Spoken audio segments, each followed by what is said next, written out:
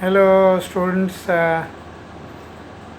this is your teacher Professor Nirmal Kumar Swai, Department of Library and Information Science, MD University Rohtak India. और बच्चे में आपका अनुरोध पर कुछ वीडियो आपका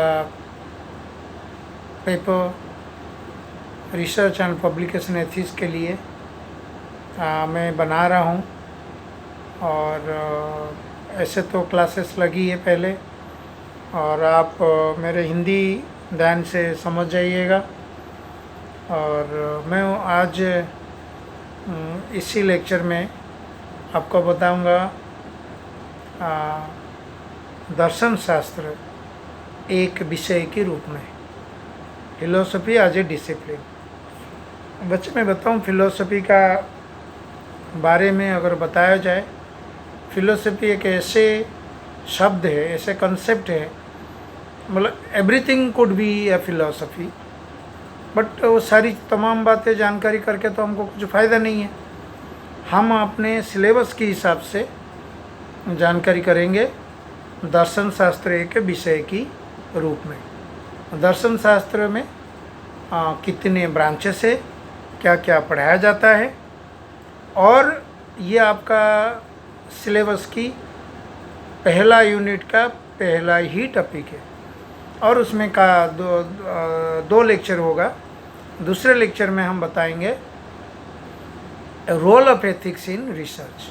ठीक है, ये दो चीज़ हम आपके लिए हिंदी में तैयार करेंगे। और जैसे बताया मैंने, दर्शन शास्त्र एक विषय के रूप में, फिलोसफी एज ए डिसिप्लिन। विषय के रूप में समझने से हम क्या है, आप वंडर करेंगे, आप मन में ये सोचेंगे विषय के रूप में, मतलब जैसे विषय दूसरे आप पढ़ रखे, Hindi, Sanskrit, philosophy, philosophy, then physics, microbiology, chemistry, political science, library science, so तमाम विषय के रूप में हम पढ़े। सभी विषय का एक विषय सीमा भी होती है, विषय सीमा भी होती है, यानी कौन से विषय में, कौन से सब्जेक्ट में, कई बार हम डिसिप्लिन भी कहते हैं, कौन से सब्जेक्ट में हम क्या चीज़ पढ़ेंगे। पॉलिटिकल साइंस का आपका एक सीमा बनी हुई है, पब्लिक एडमिनिस्ट्रेशन का और एक उसकी अपनी सीमा बनी हुई है, ओके, बाउंड्री बनी हुई है। ये अलग बात है, कभी कभी पॉलिटिकल साइंस की बातें भी हम पब्लिक एड में भी पढ़ते हैं, और उसी बातों को भी हम कुछ हिस्सा लॉ में भी पढ़ते हैं, बट वो इंटरडिसिप्लिनरी बातें हमारे यहाँ पे टॉपिक की हिस्सा नहीं है। हमारे टॉपिक यानी सिलेबस में जो आपको बताया जाएगा और जो संभावित क्वेश्चंस आपके सिलेबस में बन सकता है, वो यूनिट से जो दिया गया उसी से बन सकता है। उसमें आपको ये इतना जानकारी कर रखें जो फिलोसफी और उसके ब्रांचेस, यानी फिलोसफी में क्या क्या उपविषय हम दर्शन शास्त्र एक विषय के रूप में। पहले दर्शन शास्त्र को कैसे परिभाषित करें, परिभाषा हम दे, जिसको हम डिफिनेशन कहते हैं। तमाम डिफिनेशन जो है किताबों में लिखी हुई है और इंटरनेट में अवेलेबल है। देन आपका बहुत सारी जगह में आपको मिलेगा, बट उससे क्योंकि कहा जाता है definitions are too broad and too narrow, कभी कभी बहुत ज़्यादा बोल देते हैं और कभी कभी बहुत ही कम बोलते हैं।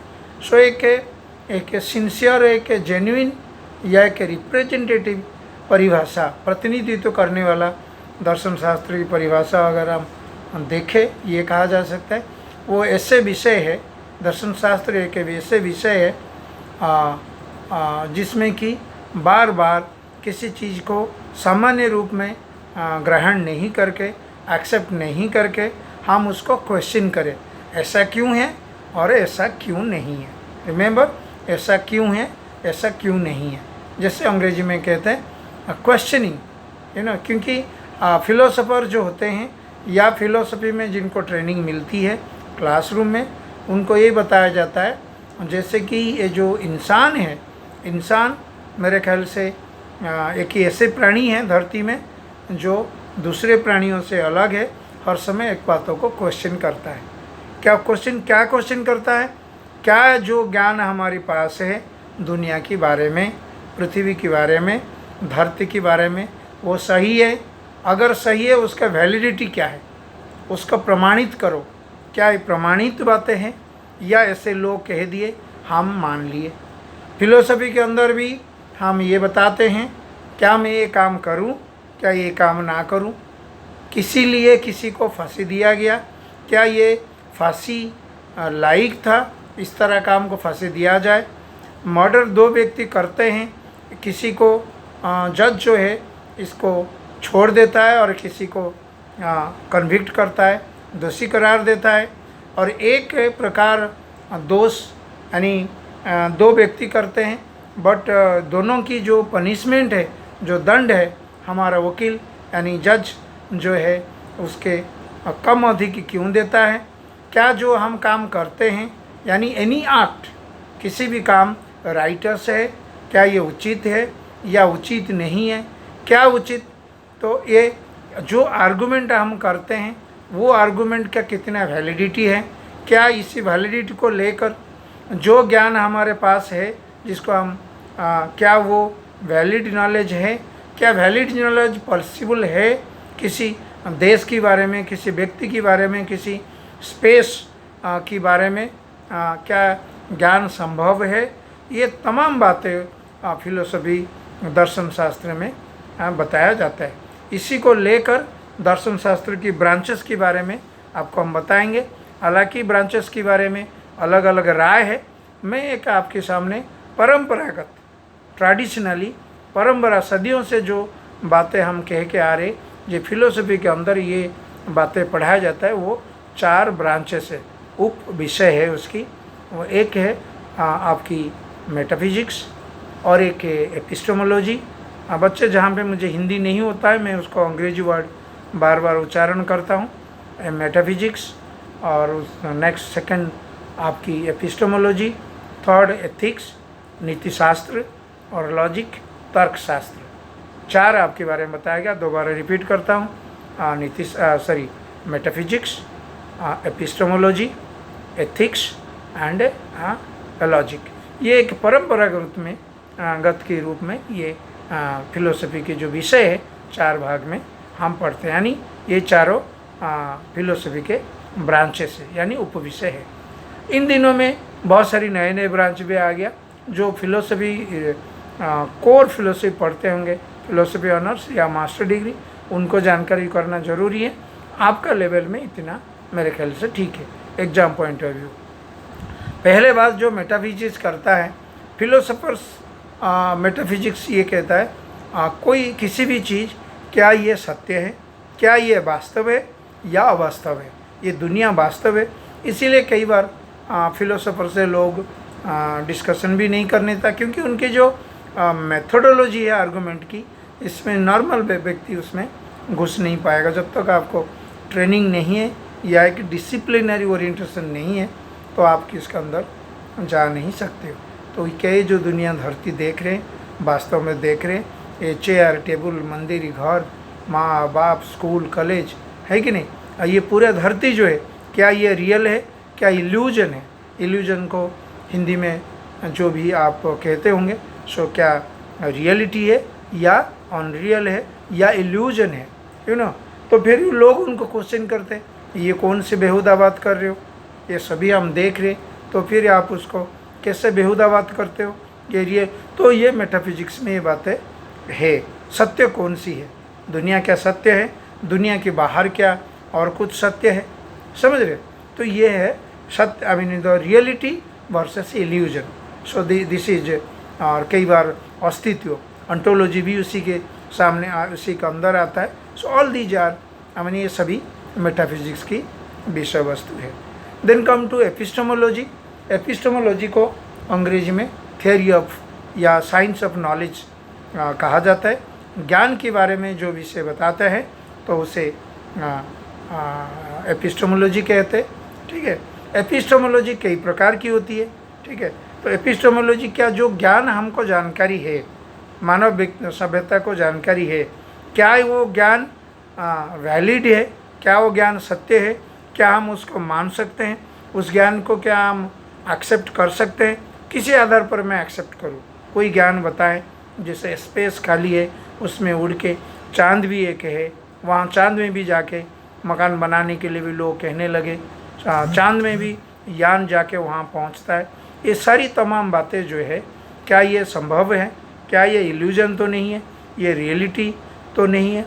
सॉरी, उल्टा कहा मैंने।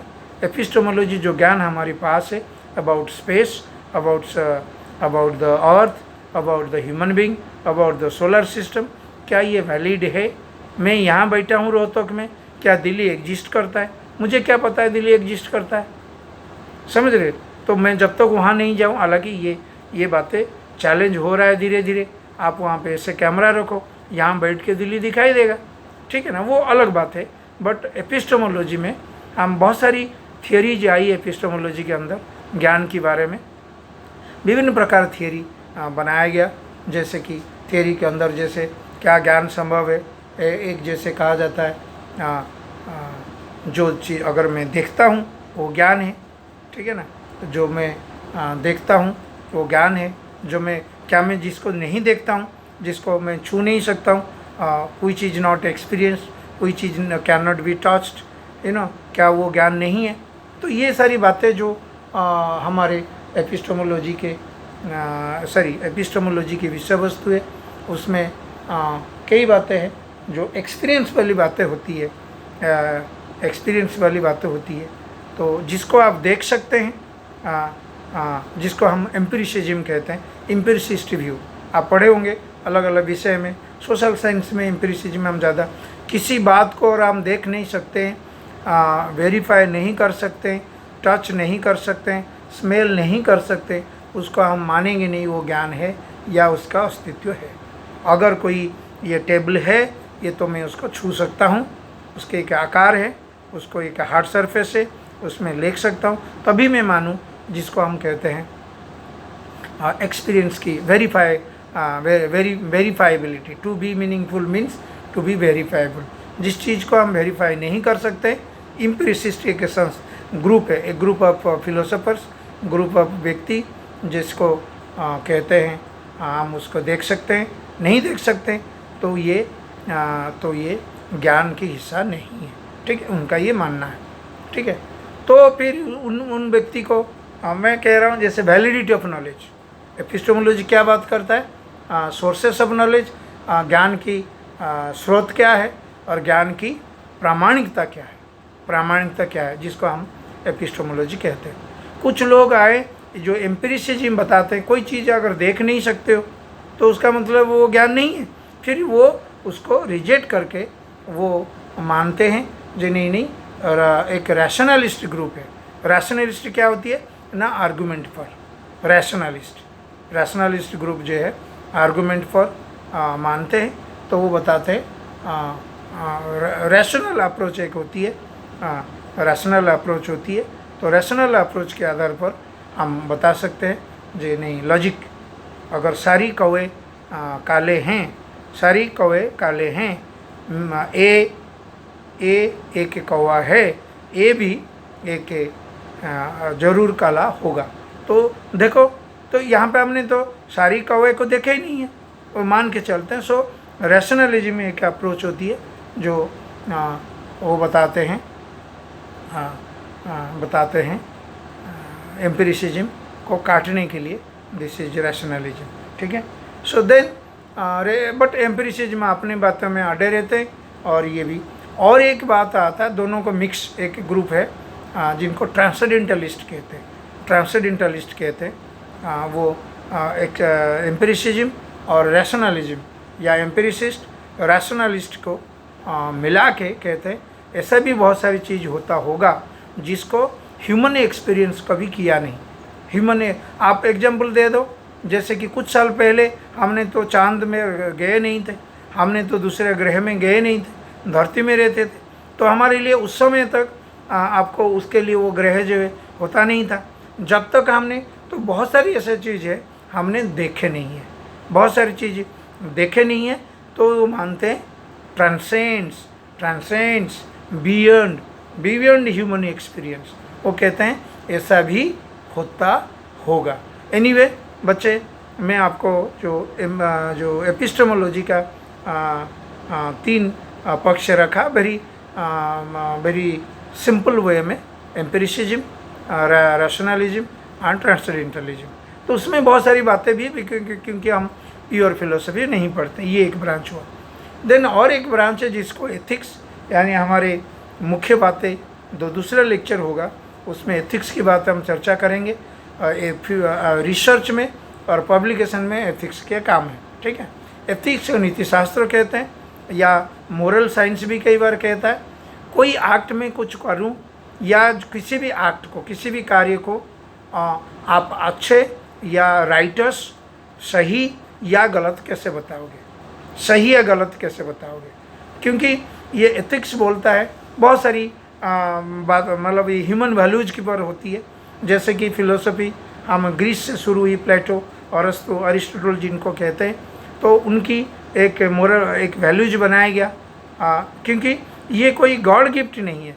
एथिकल जो नीति शास्त्र है, नीति कौन सा नीति में हमको चलनी चाहिए, ये कोई गॉड गिफ्ट नहीं है, ठीक है ना, ये कोई गॉड गिफ्ट नहीं है। तो उसको हम उसको हम कैसे, इट इज़ मैन मेड, हमने बनाया एक सहूलियत ज़िंदगी बताने के लिए, रास्ता की लेफ्ट साइड में चलो, ठीक है ना। तो सभी को मानने, ये कोई भगवान ने नहीं दिया। So nothing, no act is judging a act is not given by any god, it is human who created the values. Okay, तो जैसे कि वैल्यूज क्या होती है, नीति, कौन सा बात सही है। हम रास्ते में गाड़ी में जा रहे हैं, 2 प्रकार के भिखारी को देखें। एक भिखारी, एक लड़का बहुत ही स्ट्रांग है, चाहने से वो काम कर सकता है, बट वो भीख मांगता है, उसको हम तो 1 पैसा नहीं दिए, ठीक है ना। तो फिर आगे चल के देखें, एक बुढ़िया और एक छोटे बच्ची मान के चलो भीख मांग रहे, चाहे तो वहाँ पे हमारा कंसाइन से अलाउ किया, हमने 10 नहीं उसको 50 रुपया दे के आए, ठीक है। सो ये जो दोनों एक्ट हुआ, तो इसको क्यों नहीं दिए, इसका कोई गाणितिक फार्मूला नहीं है, 2 2 जा 4, ऐसा कुछ नहीं है। ये कॉन्टेक्चुअल होते, to be meaningful mean to be in context. Judgement जो जज देता है, 2 व्यक्ति मर्डर करते हैं, एक व्यक्ति को बरी हो जाते हैं क्योंकि वो अपना सेल्फ बचाने के, डिफेंस यानी खुद ही को बचाने के लिए एक्सीडेंटली किसी को मार दिया, और कोई डेलिबरेटली उसी सिचुएशन को देख, हालांकि जजमेंट में भी वो कई बार जानबूझ के तो नहीं कहूँगा, कई बार जिस तरह हम तथ्य पेश करते हैं उस तरह जजमेंट जज देता है, जज देता है। तो डिपेंडिंग अपन, कई बार उल्टा भी हो जाता है। तो सिमिलरली, तो नो एथिकल वैल्यू जो है, it is human creation, and कई बार समय पर भी हम बदलते हैं, वो एथिकल वैल्यू जो हम उसको कह सकते हैं, ठीक है। एथिकल वैल्यू जो ने ethics which ought to be go, ought to do, which ought not to do, क्या करना चाहिए, क्या नहीं करना चाहिए, ये एक मोरल बात है, ये एक कंसाइंस की बात है, जिसको ज़्यादातर लोग एक्सेप्ट करते हैं, उसको हमने रूल बना दिए। ये कोई नेचुरल नहीं, भगवान का दिया हुआ चीज़ नहीं है। और ये एथिक्स वाली बातें मेरे जो दूसरा लेक्चर होगा उसमें ज़्यादा समझ पाएंगे हम ये बातों को, एथिक्स वाली बातें ख़ास तौर पर रिसर्च और पब्लिकेशन की केस में हम क्यों और पढ़ रहे हैं, ठीक है। So moving to the last जो ब्रांच है उसको लॉजिक, तर्क शास्त्र कहते हैं। लॉजिक की मैं बताऊँ बच्चे, नॉर्थ इंडिया में बहुत ही कम, बाकी जो ईस्टर्न इंडिया है, Orissa, my state, Bengal and Assam, ये जो तीनों राज्य है, शायद साउथ वगैरह होता होगा, 12वीं क्लास में लॉजिक के रूप में एक पेपर होता है, बहुत ही बच्चों को ये अट्रैक्ट करता है। लेटर ऑन वो फिलोसफी जाके पढ़ सकते हैं। तो लॉजिक आर्गूमेंट सही है कि नहीं, हालांकि कुछ लोग मानते लॉजिक को फिलोसफी का पार्ट ना मानो। लॉजिक ज़्यादातर जो एपिस्टेमोलॉजी हम बताए थे ज्ञान के बारे में, वहाँ काम करता है लॉजिक ज़्यादातर हिस्सा, ठीक है ना। तो लॉजिक किसी भी आर्गूमेंट सही या गलत है, किसी आर्गूमेंट सही या गलत है, किसी स्टेटमेंट, किसी बात के आधार पर दूसरी बात निर्धारित हो सकता है कि नहीं, तो ये सभी को हम लॉजिक कहते हैं। जैसे कि हम कहेंगे ये हिंदी में कैसे बताएं, सिबलिंग कहते हैं। जैसे कि सिबलिंग मीन्स भाई बहन मिला के। इनके मिस्टर सांगवान के 4 संतान हैं। मिस्टर सांगवान की 4 संतान हैं। ये एक स्टेटमेंट, इसको प्रेमिस कहते हैं, प्रेमिस, जिसके आधार पर आप कंक्लूजन ड्रॉ करोगे। सुनो ध्यान से, मिस्टर सांगवान के 4 संतान हैं, अशोक, गोपाल एंड हरि। 3 भाई है। जो कंक्लूजन है, शशि उनके बेटी है। अगर हम कहें तो क्या ये जो शशि उनके बेटी है, ऊपर वाले दिया हुआ जो स्टेटमेंट है जिसको हम प्रेमिस कहते हैं, उसी दोनों के आधार पर ये आधारित हो सकता है? नो। हमने कहा मिस्टर सांगवान के 4 संतान हैं, ठीक है ना, और हमने ये 3 भाई है, बट अगला जो 4th वाला वो भाई भी हो सकता है ना, जरूरी नहीं है। तो ये इनवैलिड आर्गूमेंट, यानी इसमें से हम, जैसे कि और एक एग्जाम्पल बता रहे हैं लॉजिक में, ऑल क्रोज आर, अभी मैंने बताया सभी कौवा काले हैं, ठीक है, ऑल क्रोज आर ब्लैक। एक कौवा है, ठीक है ना, एक कौवा है, तो एक काला, ये बात सही है। बट ऊपर में अगर ऑल मैं बदल दूं, उसका स्टेटमेंट प्रेमिस बदल दूं, सम क्रोज आर ब्लैक, कुछ कौवे काले हैं, एक कौवा है, क्या दोनों में से कंक्लूजन आ सकते ए भी काला है? नो, क्योंकि ऊपर में हमने जो मेजर प्रेमिस कहते हैं ये उसमें लिखा कुछ कौवे काले हैं, और कुछ ऐसे भी हो सकता है नॉन काला, यानी काला नहीं हो सकता, दूसरे रंग की हो सकती है। तो फिर हम दोनों स्टेटमेंट पर जो हमारे कंक्लूडिंग स्टेटमेंट है ये इनवैलिड है। तो ये बच्चा आप देखे होंगे सिविल सर्विस प्रीलिम्स या जो बड़ी exams banking service railway officer से जो देंगे उस वहाँ पे असर्शंस लॉजिक इस तरह आते हैं। क्या ये 3rd कंक्लूजन ऊपर 2 दिए हुए स्टेटमेंट से निर्धारित हो सकता है या नहीं? फिर कई बार नो, कई बार येस, हाँ भी और ना भी, ये वाली बातें ये लॉजिक पर आधारित है, ठीक है। सो बच्चे, मैं आपको ये जो 4 ब्रांचेस ऑफ फिलोसफी ये बताया, एग्ज़ाम में आए तो आप इस तरह लिख सकते हैं।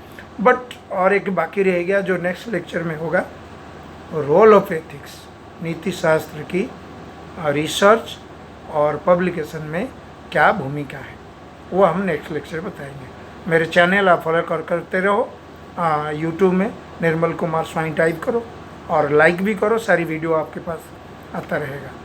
होप अच्छा लगा होगा बच्चे, और मेरे हिंदी पर मत जाइए। Thank you, bye bye, have a nice time.